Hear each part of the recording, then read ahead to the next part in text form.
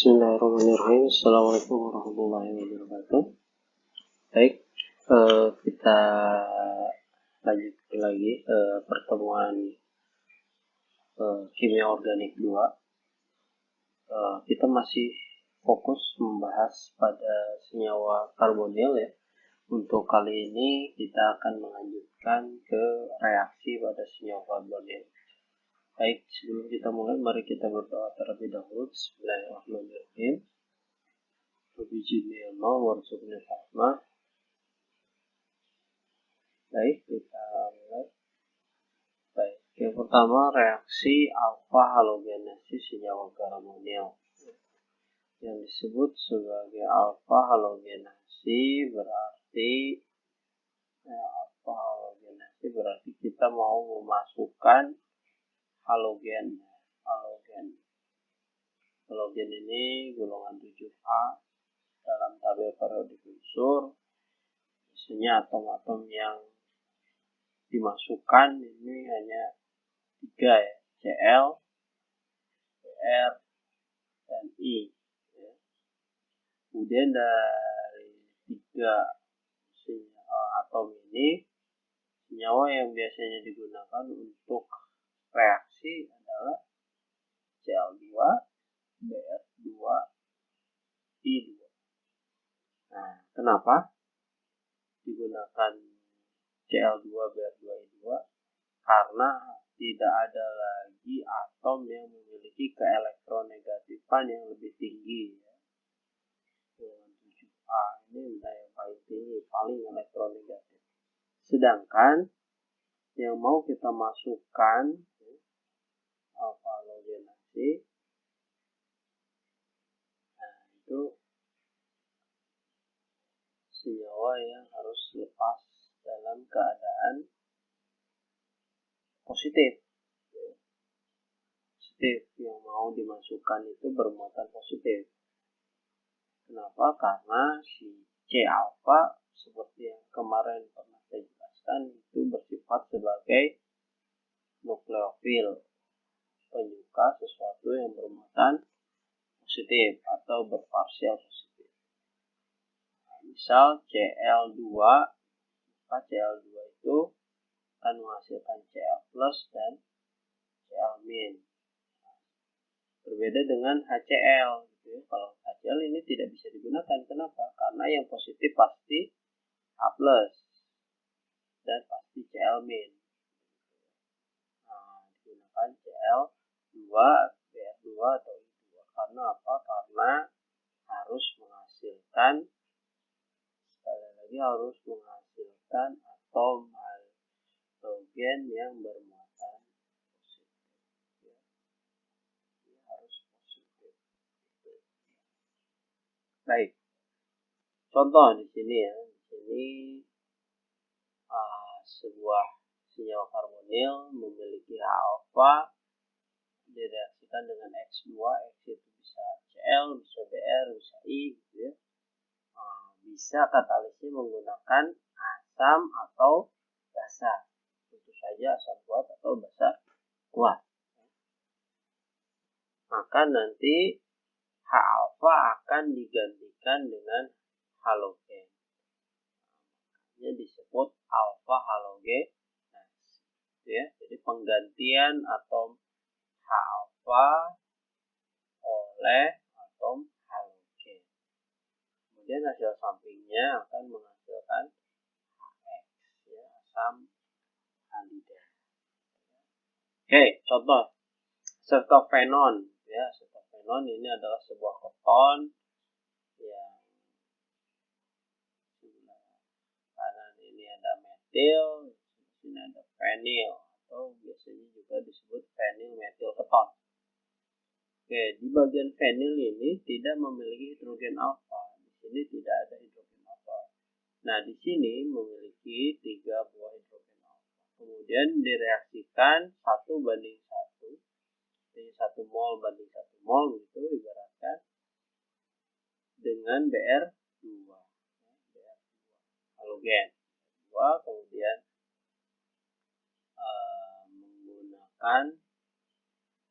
menggunakan asam astat. dan pelarut tertentu direaksikan, maka hidrogen alfa di sini di C alfa 1 akan tersubstitusi ya, digantikan oleh halogen menjadi CH2Br, sudah tidak CH3 lagi menjadi CH2Br, dan sesampingnya ada HBr ya. Reaksi ini berhasil dengan tingkat keberhasilan persen yield sebesar 72%. Cukup baik, reaksi yang cukup bisa berhasil untuk dilakukan. Oke, lanjut.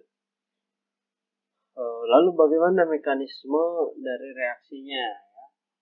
Seperti tadi dijelaskan di awal bahwa reaksi alfa halogenasi ini bisa dilakukan dalam katalis asam ataupun katalis basa. Baik, kita fokus pertama di katalis asam terlebih dahulu. Misal kita memiliki sebuah karbonil ya, senyawa karbonil entah keton ataupun aldehida, kemudian kita tambahkan asam, katakan kita menggunakan Hb, asam Hb, maka langkah pertama dari mekanisme adalah dari gugus karbonil atom O. Nah, di sini ingat atom O memiliki pasangan elektron bebas, ini maka akan berikatan dengan hidrogen dari asam. Kemudian elektron ikatan akan pergi ke arah B, sehingga terbentuk ya seperti ini. Nah, kenapa O ini bermuatan positif? Ingat, di sini dia kekurangan non-bonding elektron atau kelebihan ikatan, sehingga dia bermuatan positif. Untuk menstabilkan, dia akan melepaskan ikatan yang paling lemah. Ikatan yang paling lemah di sini tentu saja ikatan P. Ikatan P dilepaskan, ditarik oleh atom O untuk membuat non-bonding elektron atau menstabilkan atom O kembali. Nah, kemudian di sini atom C yang ditinggalkan elektronnya menjadi kekurangan ikatan, maka dia juga akan berusaha menstabilkan dengan melepaskan ikatan yang paling lemah. Mana yang paling lemah? Tentu saja adalah ikatan antara C alfa dengan hidrogen alfa yang pernah kita bahas sebelumnya. Kemudian hidrogen alfa lepas diambil oleh bemin menjadi Hb. Kemudian ikatannya masuk ke C alfa dengan C karbonil sehingga menghasilkan ikatan rangkap alkena. Nah, ini kita bahas sebelumnya disebut enol.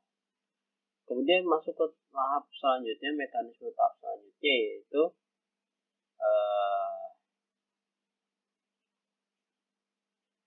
senyawa yang terbentuk Hb, maka dia akan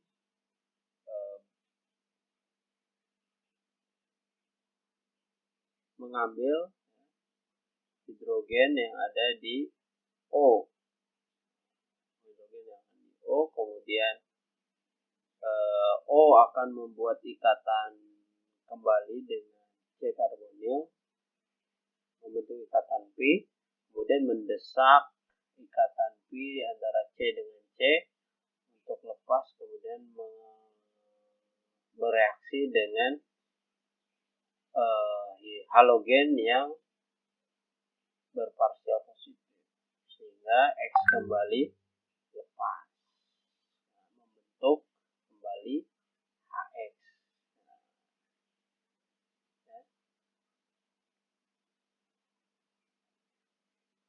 Membentuk HX, ya. Sehingga terbentuk senyawa seperti ini.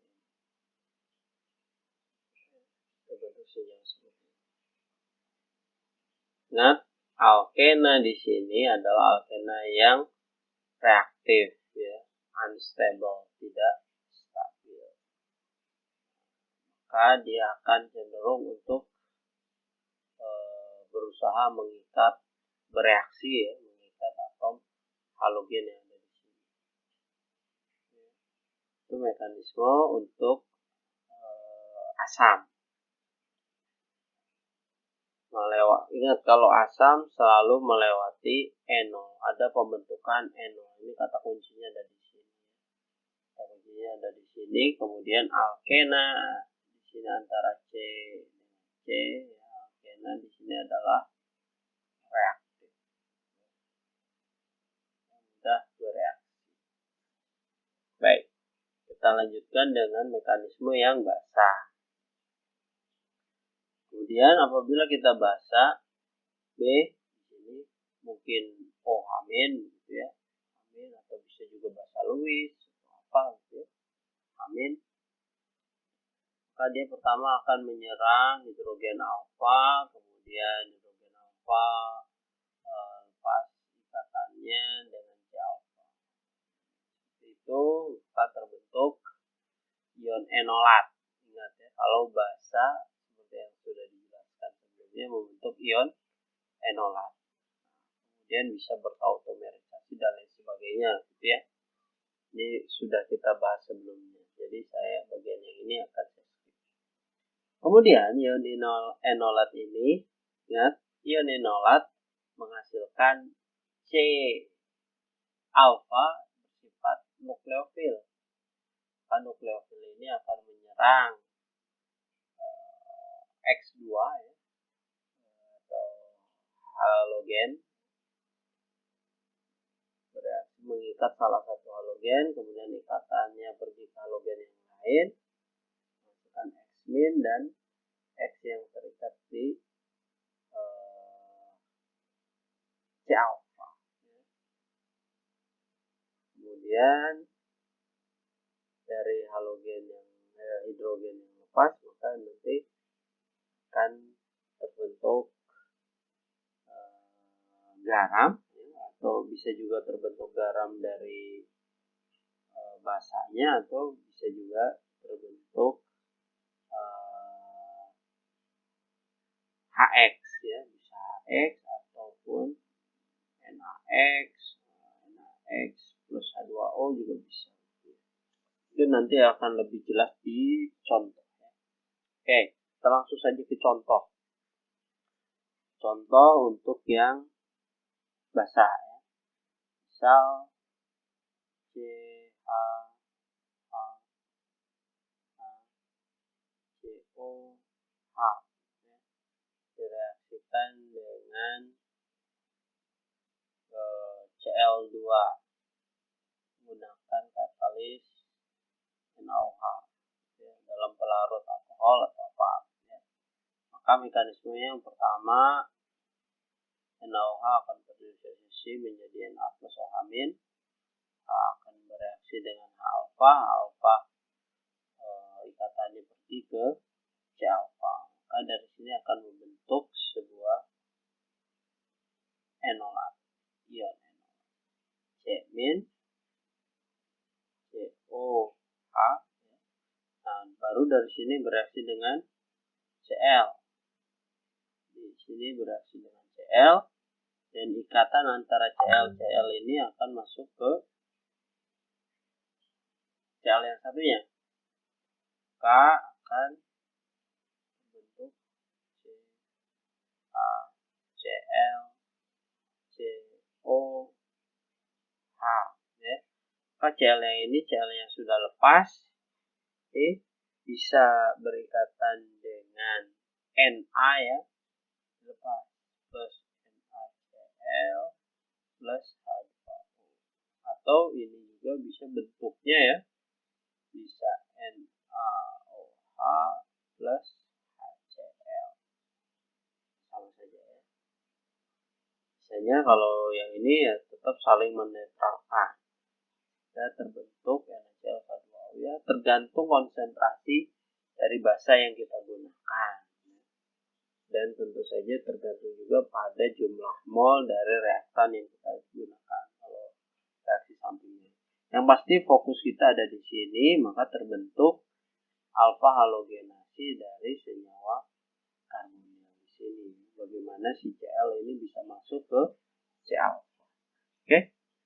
Saya rasa itu untuk video yang pertama. Kita lanjutkan nanti di video kita yang kedua. Terima kasih. Assalamualaikum warahmatullahi wabarakatuh.